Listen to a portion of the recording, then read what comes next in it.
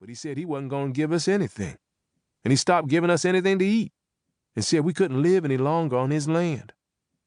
Lorenzo Ivy, about 16 when the war ended, had been enslaved in Virginia. Violence was another tool white people employed to keep blacks in their place. Black men and women, even children, were beaten up, shot, stabbed, bludgeoned, whipped, strung up for not working fast enough or for failing to be sufficiently deferential to a white person. About the 4th of August, 1865, one Bill Murray beat the wife and daughters of Anthony, colored, very severely with a stick because they were singing a Union song.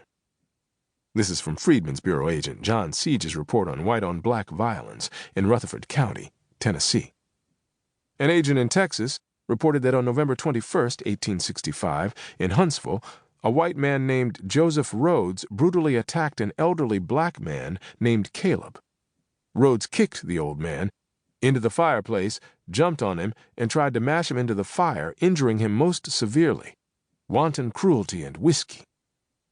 Black people weren't even safe in the Capitol. In the summer of 1865, a group of whites hurled a black woman from a moving trolley car. They had been egged on by its conductor. Freedmen's Bureau files bulged with case after case after case of attacks on and murders of black Americans.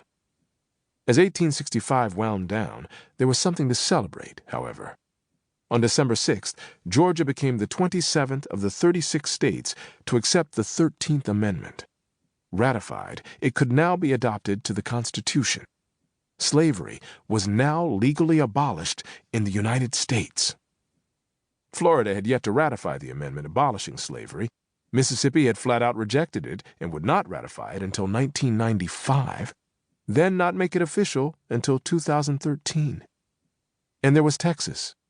It had not yet held its state constitutional convention. Still, President Andrew Johnson declared the Union restored. 2 days earlier, when Congress reconvened, it refused to seat the newly elected representatives and senators from the former Confederate states. The clerk of the House simply left their names off the roll call. This was Congress's first salvo in its war on presidential reconstruction. It was also on Wednesday, December 4th, 1865, that Congressman Thaddeus Stevens of Pennsylvania proposed forming a committee of 6 senators and 9 representatives to look into conditions in the ex-Confederate states and determine which, if any, merited readmission into the Union. The revolutionary schemes of the majority in Congress are now fully developed.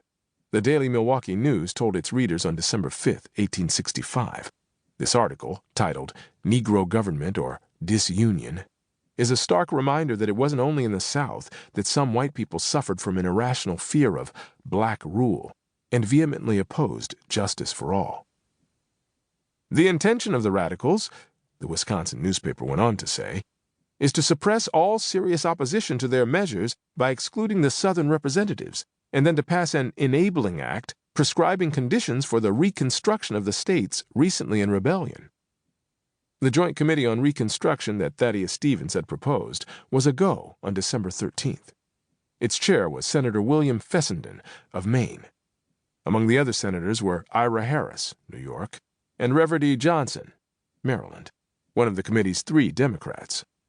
Thaddeus Stevens, Elihu Washburn, Illinois, and George Boutwell, Massachusetts, were among the committee's House members. These men, also known as the Joint Committee of 15, would hear testimony from 144 people, black and white, including former Confederate General Robert E. Lee, about the political, economic, and social situation, especially concerning black people, in states that had risen up in rebellion.